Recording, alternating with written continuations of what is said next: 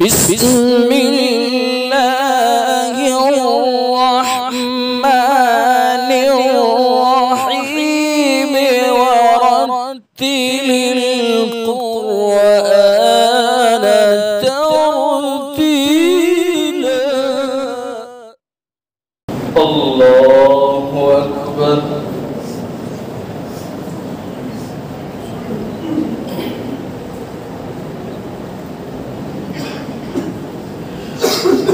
الحمد لله رب العالمين الرحمن الرحيم مالك يوم الدين إياك نعبد وإياك نستعين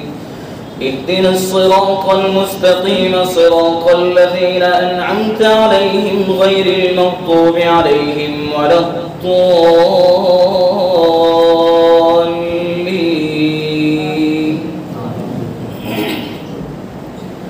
بسم الله الرحمن الرحيم. ألف لام ميم ذلك الكتاب لا ريب فيه هدى للمتقين الذين يؤمنون بالغيب ويقيمون الصلاة ومما رزقناهم ينفقون والذين يؤمنون بما أنزل إليك وما أنزل من قبلك وبالآخرة هم يوقنون أولئك على هدى من ربهم وأولئك هم المفلحون. إن الذين كفروا سواء عليهم أأنذرتهم أم لم تنذرهم لا يؤمنون. ختم الله على قلوبهم وعلى سمعهم وعلى أبصارهم غشاوة ولهم عذاب عظيم. ومن الناس من يقول آمنا بالله وباليوم الآخر وما هم بمؤمنين يخادعون الله والذين آمنوا وما يخدعون إلا أنفسهم وما يشعرون. في قلوبهم مرض فزادهم الله مرضا ولهم عذاب أليم بما كانوا يكذبون. وإذا قيل لهم لا تفسدوا في الأرض قالوا إنما نحن مصلحون ألا إنهم هم المفسدون ولكن لا يشعرون. وإذا قيل لهم آمنوا كما آمن الناس قالوا أنؤمن كما آمن السفهاء ألا إنهم هم السفهاء ولكن لا يعلمون. وإذا لقوا الذين آمنوا قالوا آمنا وإذا خلوا إلى شياطينهم قالوا إنا معكم إنما نحن مستهزئون. الله يستهزئ بهم ويمدهم في طغيانهم يعمهون. أولئك الذين اشتروا الضلالة بالهدى فما ربحت تجارتهم وما كانوا مهتدين. مثلهم كمثل الذي استوقد نارا فلما أضاءت ما حوله ذهب الله بنورهم وتركهم في ظلمات لا يبصرون. صم بكم عمي فهم لا يرجعون أو كصيب من السماء فيه ظلمات ورعد وبرق يجعلون أصابعهم في آذانهم من الصواعق حذر الموت والله محيط بالكافرين. يكاد البرق يخطف أبصارهم كلما أضاء لهم مشوا فيه وإذا أظلم عليهم قاموا ولو شاء الله لذهب بسمعهم وأبصارهم إن الله على كل شيء قدير. يا أيها الناس اعبدوا ربكم الذي خلقكم والذين من قبلكم لعلكم تتقون الذي جعل لكم الأرض فراشا والسماء بناء وأنزل من السماء ماء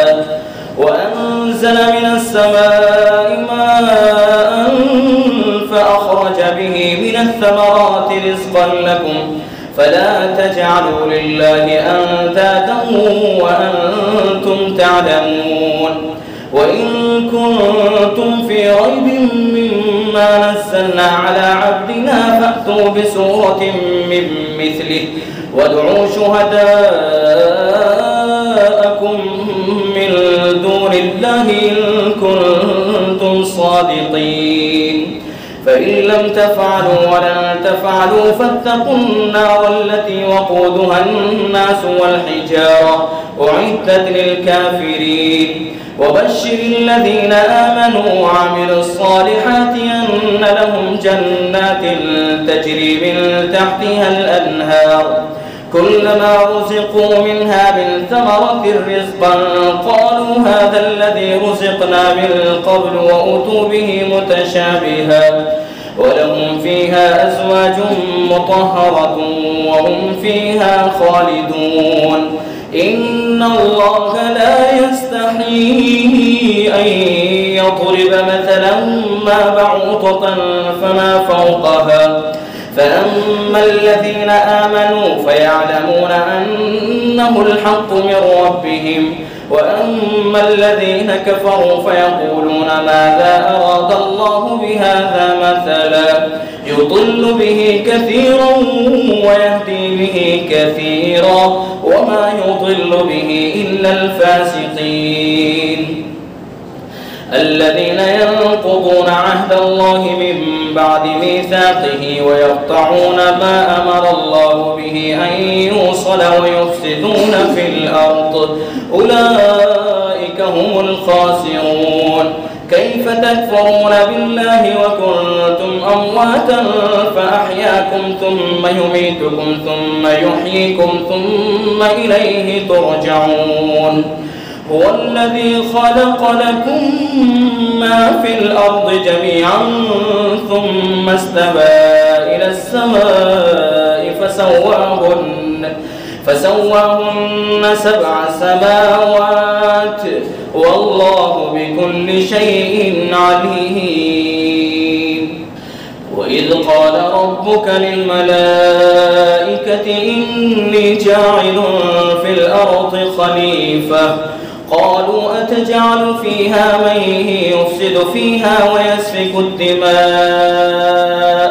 ونحن نسبح بحمدك ونقدس لك قال إني أعلم ما لا تعلمون وعلم آدم الأسماء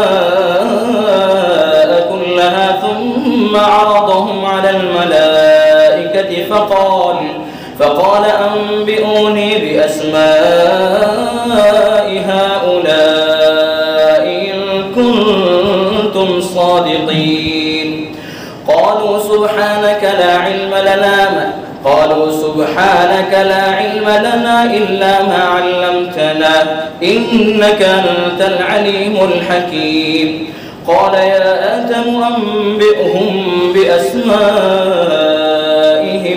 فلما أنبأهم بأسمائهم قال ألم أقل لكم إني أعلم غيب السماوات والأرض وأعلم ما تبدون وما كنتم تكتمون وإذ قلنا للملائكة اسجدوا لآدم فسجدوا إلا إبليس أبى واستكبر وكان من الكافرين وقلنا يا آدم اسكن أنت وزوجك الجنة وكلا منها رغدا حيث شئتما ولا تقربا هذه الشجرة فتكونا من الظالمين فأزلهما الشيطان عنها فأخرجهما مما كانا فيه وقلنا اهبطوا بعضكم لبعض عدو ولكم في الأرض مستقر ومتاع إلى حين فتلقى آدم من ربه كلمات فتاب عليه إنه هو التواب الرحيم قلنا اهبطوا منها جميعا فإما يأتينكم مني هدى فمن تبع هداي فلا خوف عليهم ولا هم يحزنون والذين كفروا وكذبوا بآياتنا أولئك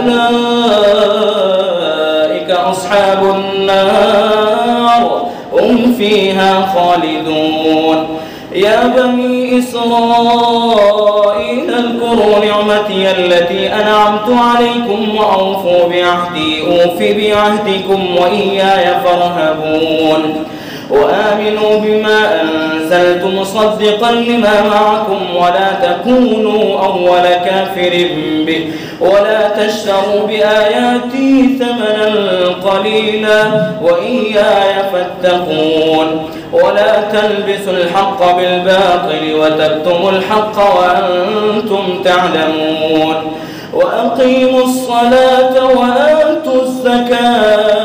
وأقيموا الصلاة وآتوا الزكاة واركعوا مع الراكعين أتأمرون الناس بالبر وتنسون أنفسكم وأنتم تتلون الكتاب أفلا تعقلون واستعينوا بالصبر والصلاة وإنها لكبيرة إلا على الخاشعين الذين يظنون أنهم ملاقو ربهم وأنهم إليه راجعون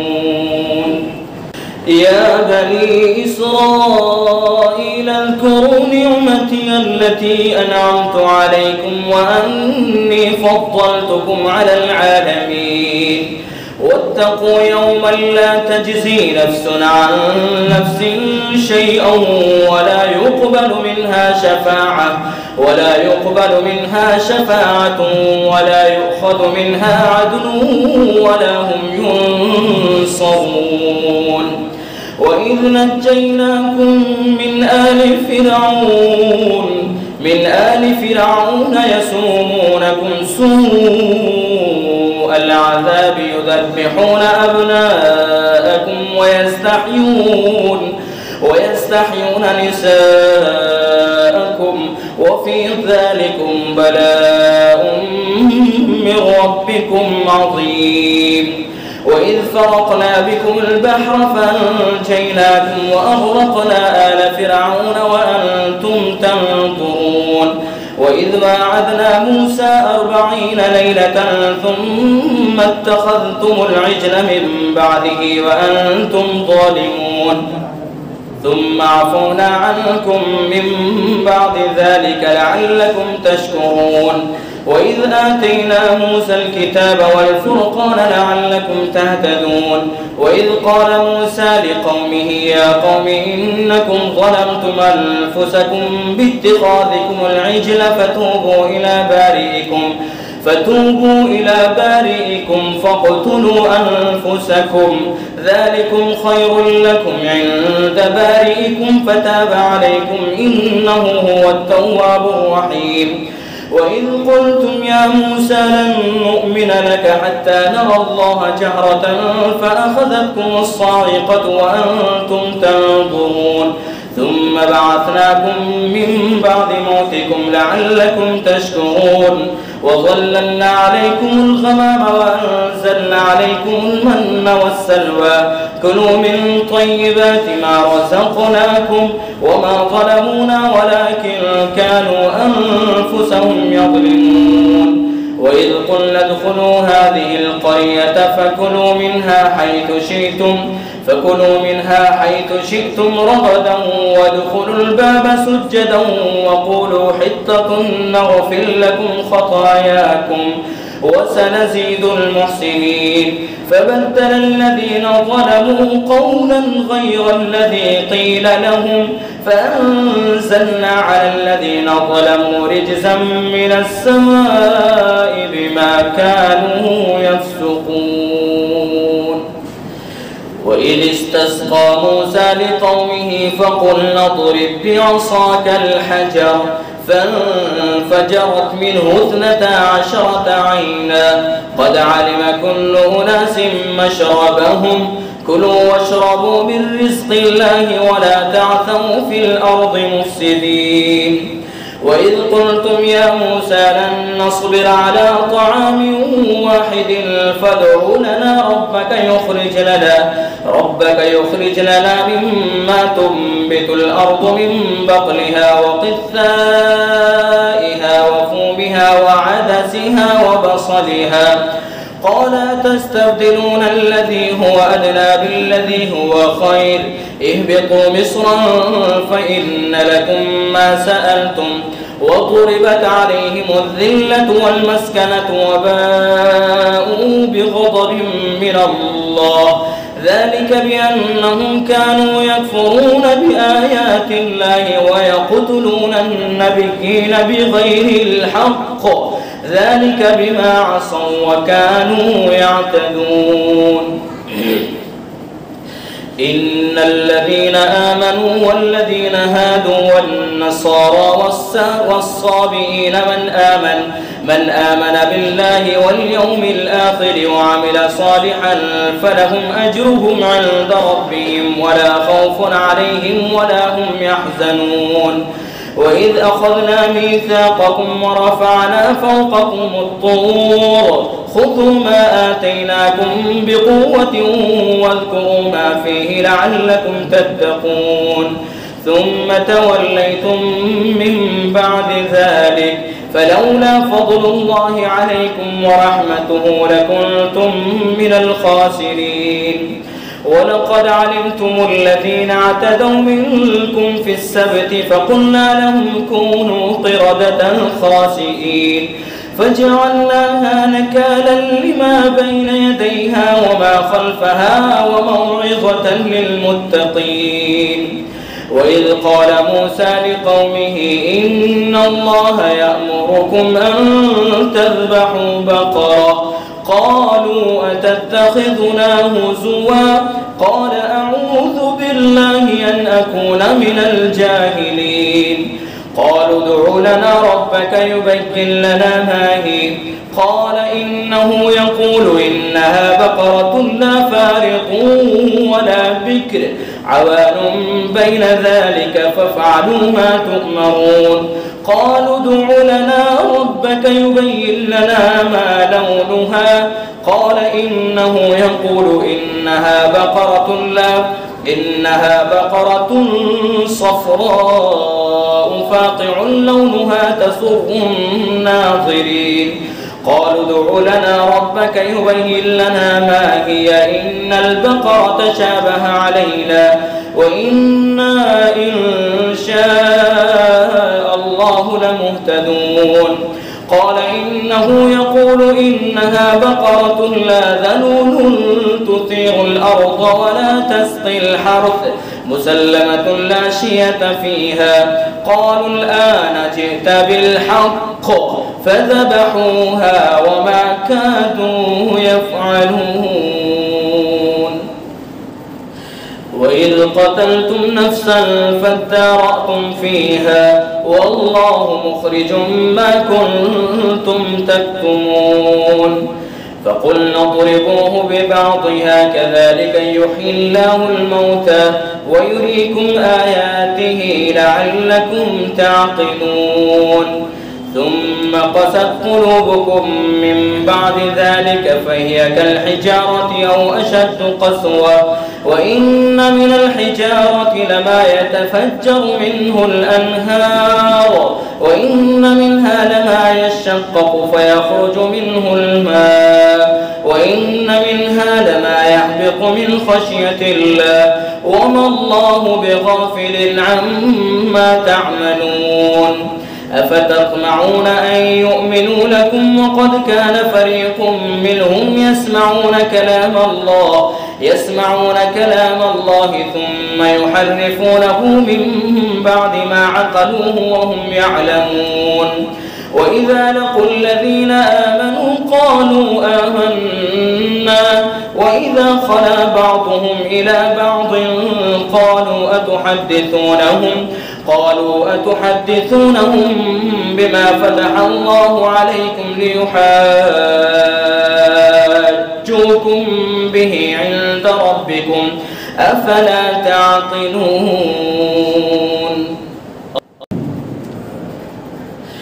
أولا يعلمون أن الله يعلم ما يسرون وما يعلنون ومنهم أميون لا يعلمون الكتاب إلا أماني وإن هم إلا يظنون فويل للذين يكتبون الكتاب بأيديهم ثم يقولون هذا من عند الله ليشتروا به ثمنا قليلا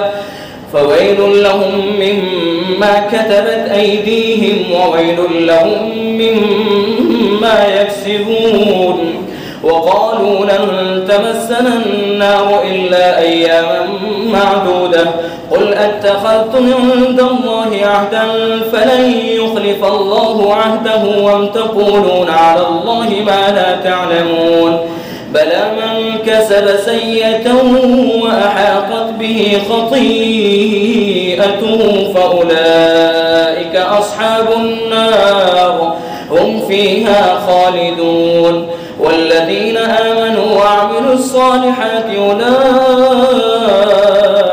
أصحاب الجنة هم فيها خالدون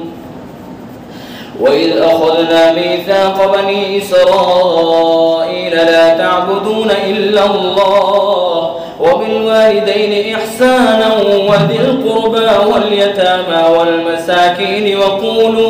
وقولوا للناس حسنا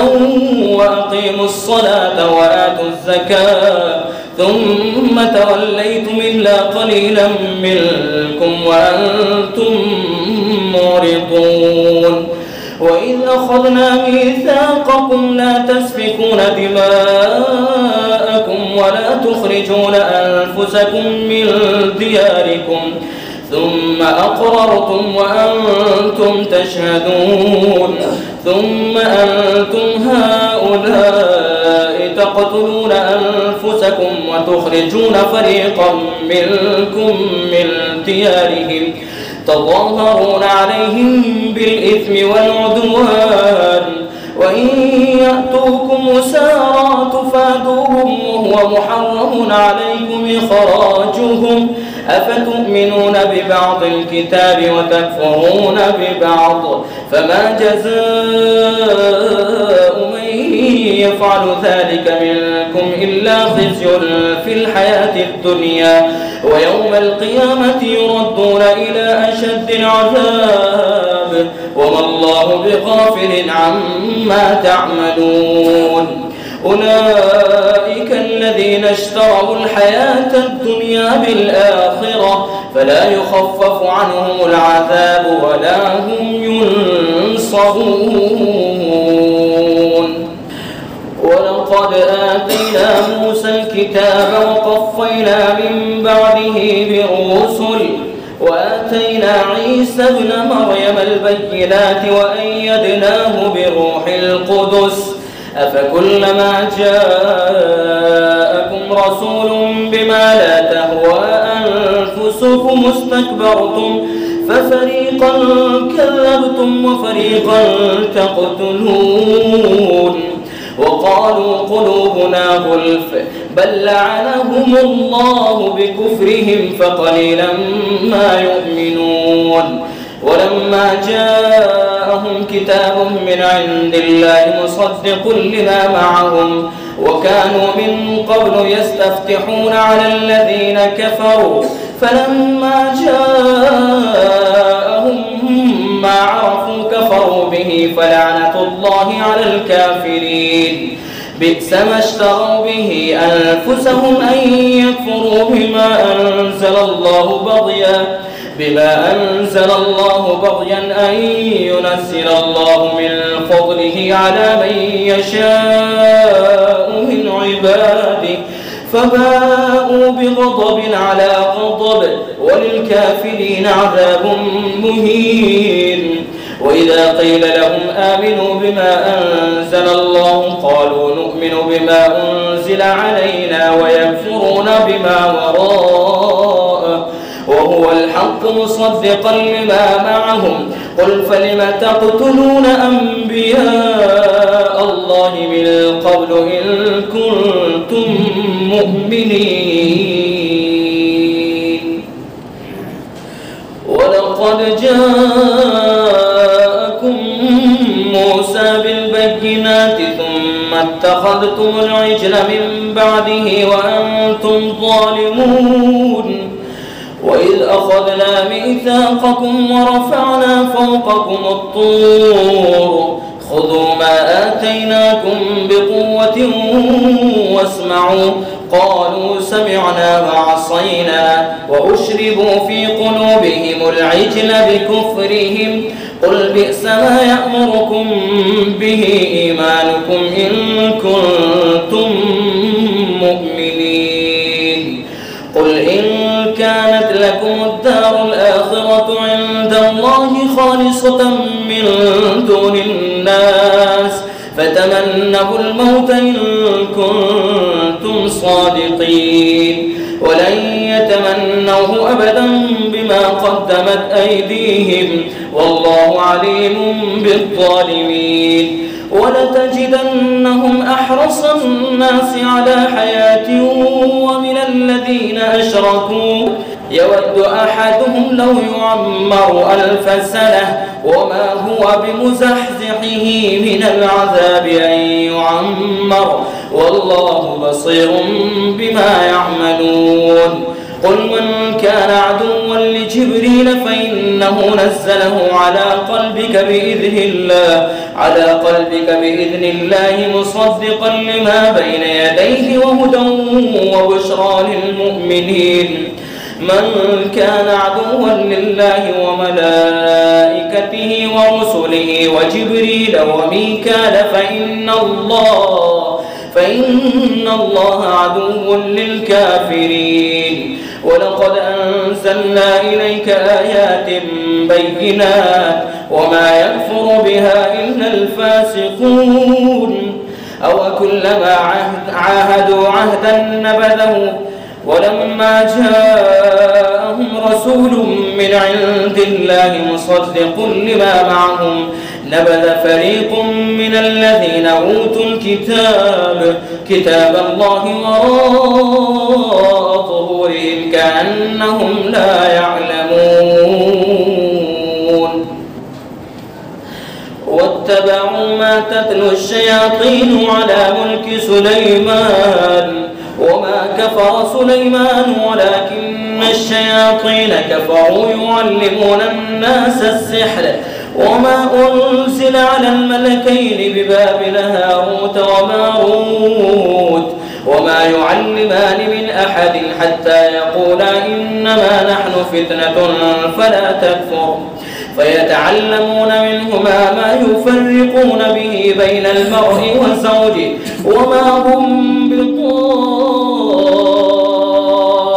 به من أحد إلا بإذن الله ويتعلمون ما يضرهم ولا ينفعهم ولقد علموا لمن اشتراه ما له في الآخرة من خلاق ولبئس ما شروا به أنفسهم لو كانوا يعلمون ولو أنهم آمنوا واتقوا لمثوبة من عند الله خير لو كانوا يعلمون يا أيها الذين آمنوا لا تقولوا راعنا وقولوا انظرنا واسمعوا وللكافرين عذاب أليم ما يود الذين كفروا من أهل الكتاب ولا المشركين أن ينزل عليكم من خير من ربكم والله يختص برحمته من يشاء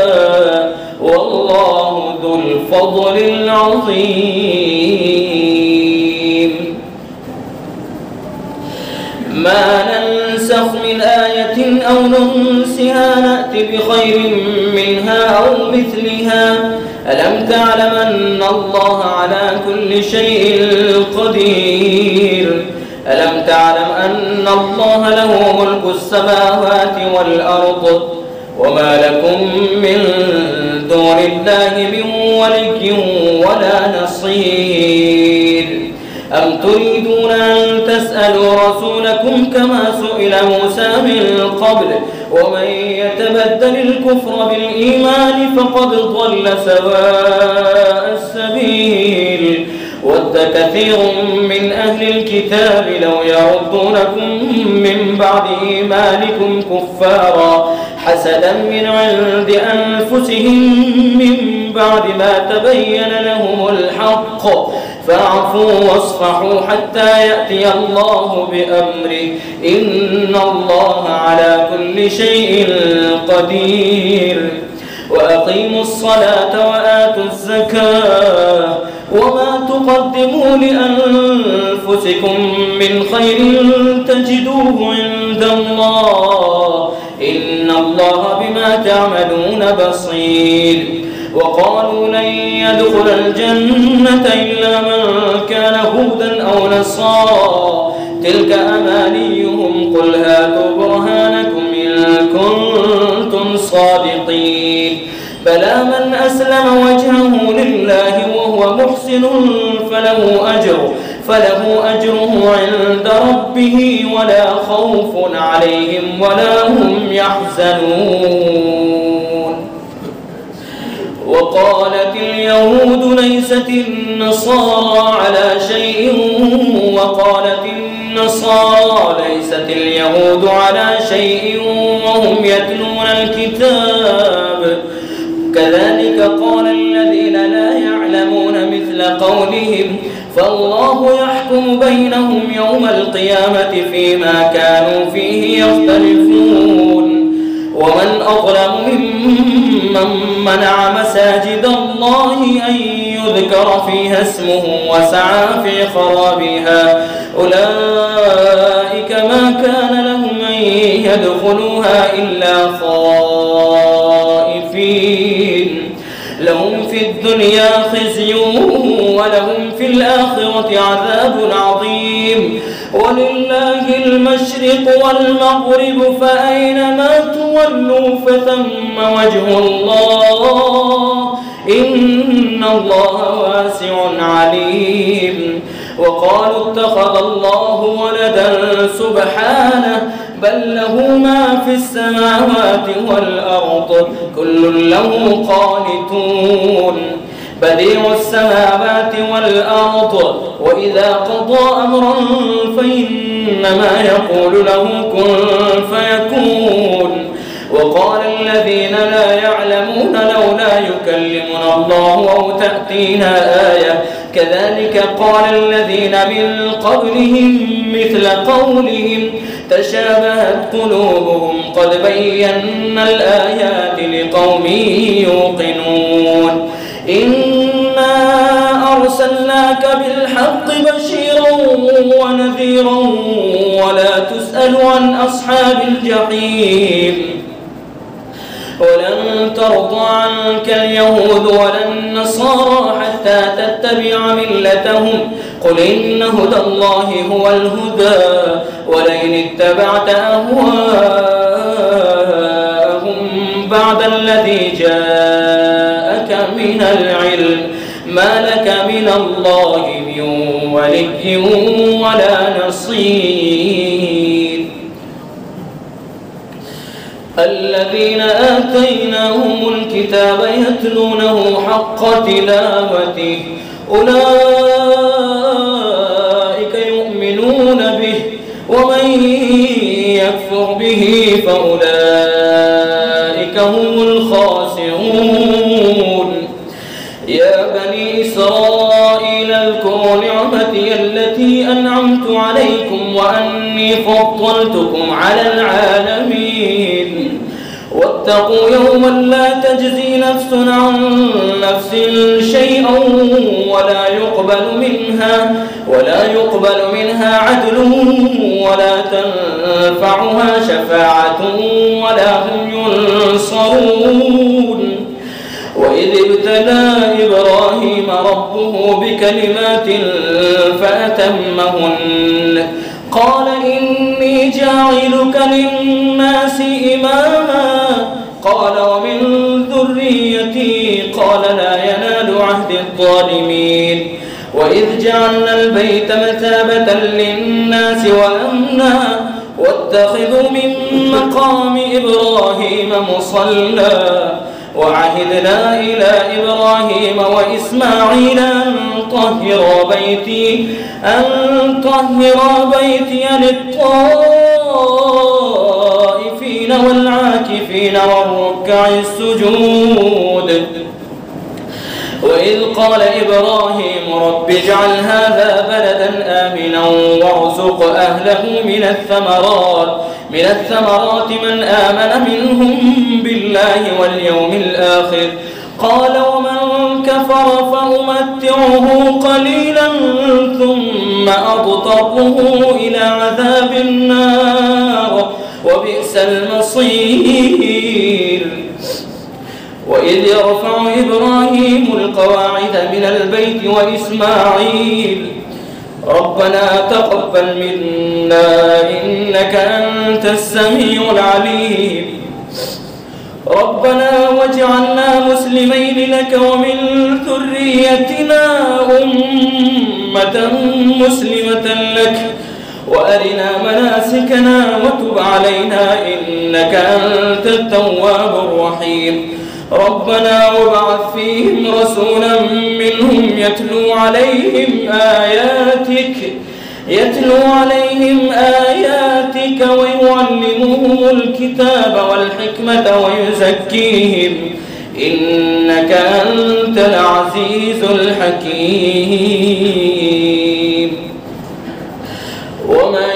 يرغب عن ملة إبراهيم إلا من سفه نفسه ولقد اصطفيناه في الدنيا وإنه في الآخرة لمن الصالحين. إذ قال له ربه أسلم قال أسلمت لرب العالمين. ووصى بها إبراهيم بنيه ويعقوب يا بني إن الله اصطفى لكم الدين فلا تموتن إلا وأنتم مسلمون. أم كنتم شهداء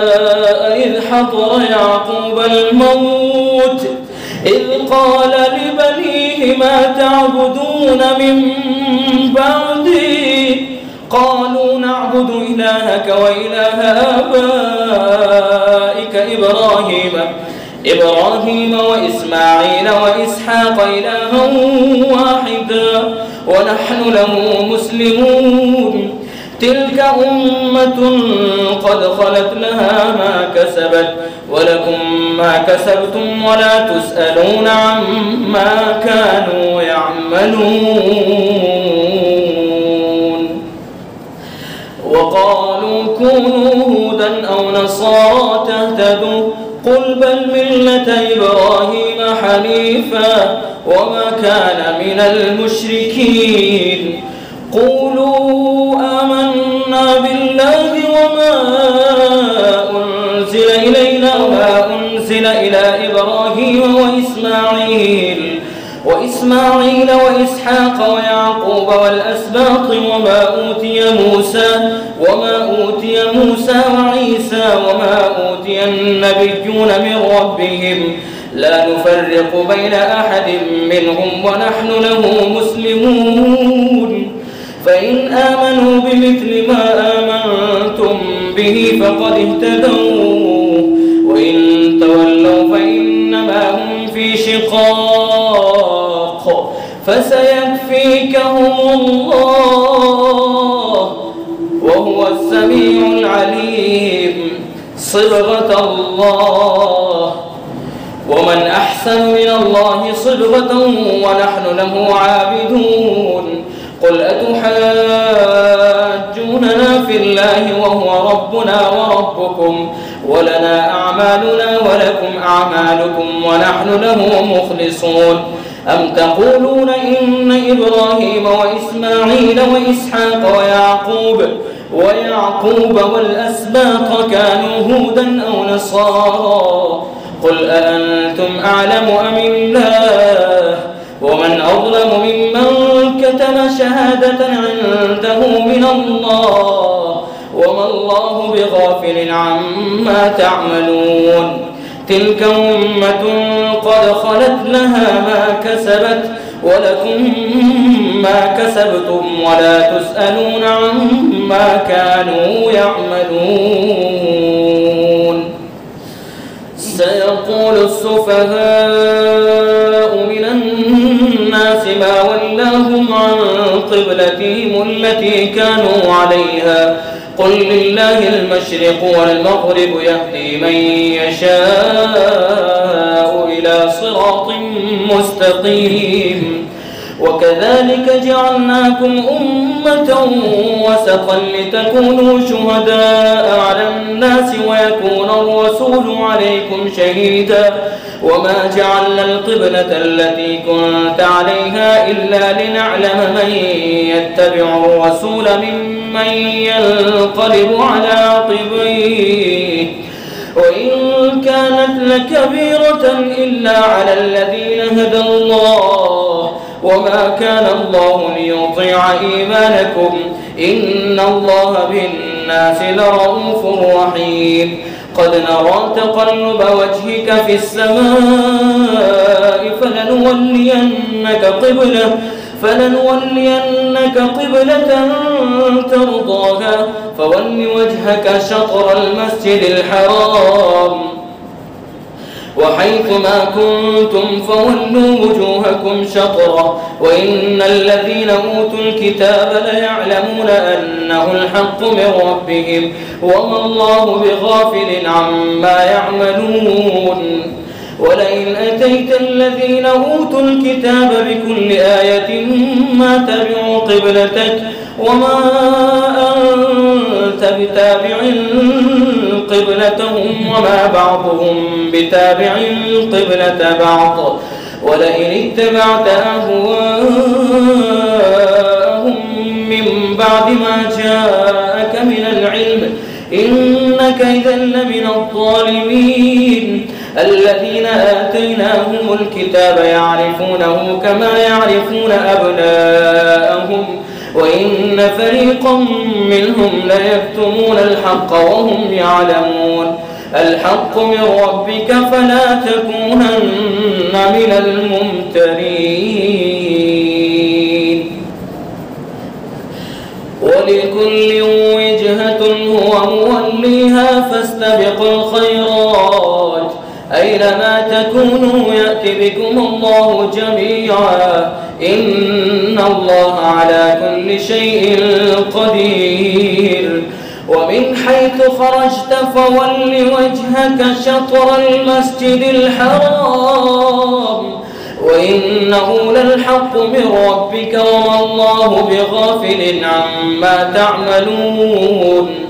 ومن حيث خرجت فول وجهك شطر المسجد الحرام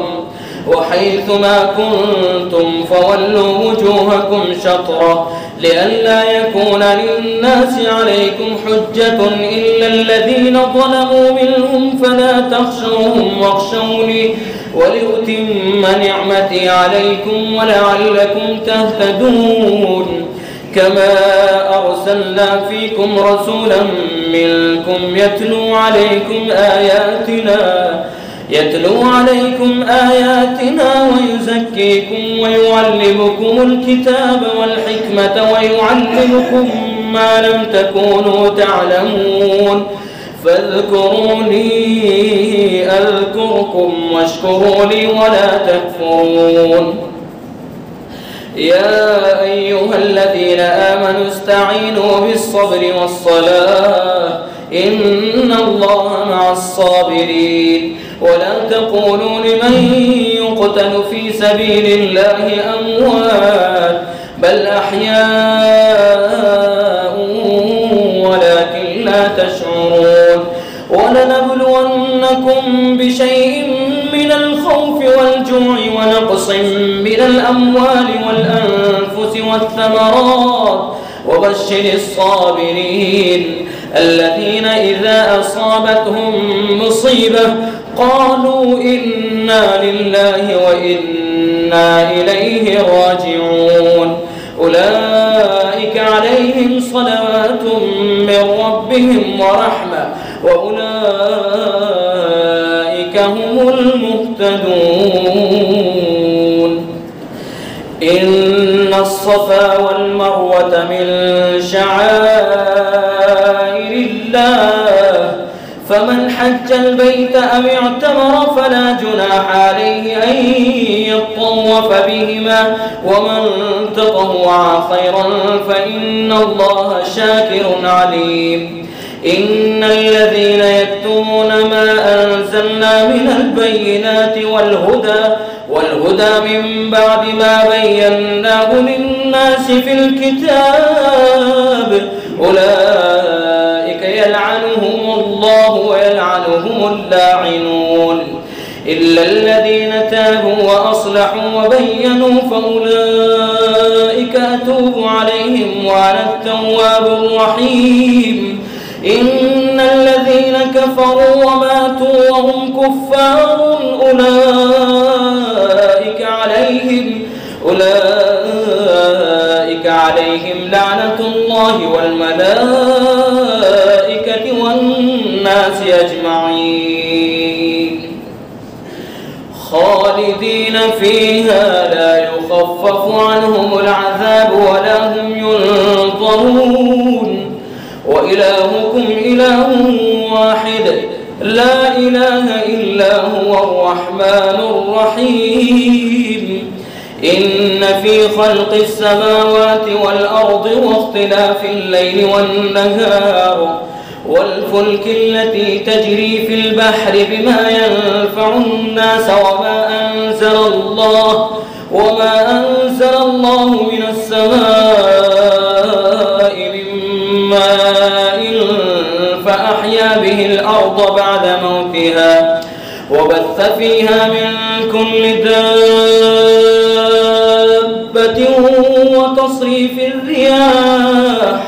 وتصريف الرياح والسحاب المسخر بين السماء والأرض لآيات لقوم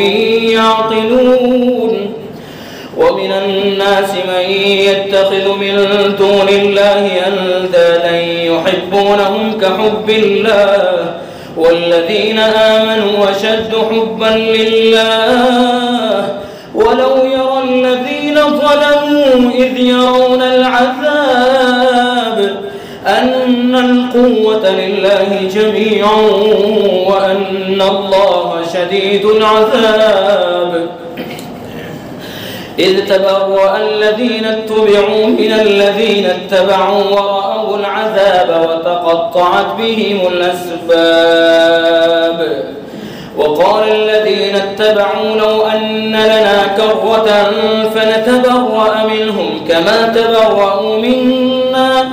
كذلك يريهم الله أعمالهم حسرات عليهم وما هم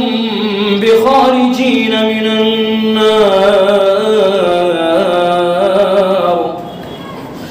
يا أيها الناس كلوا مما في الأرض حلالا طيبا ولا تتبعوا خطوات الشيطان إنه لكم عدو مبين. إنما يأمركم بالسوء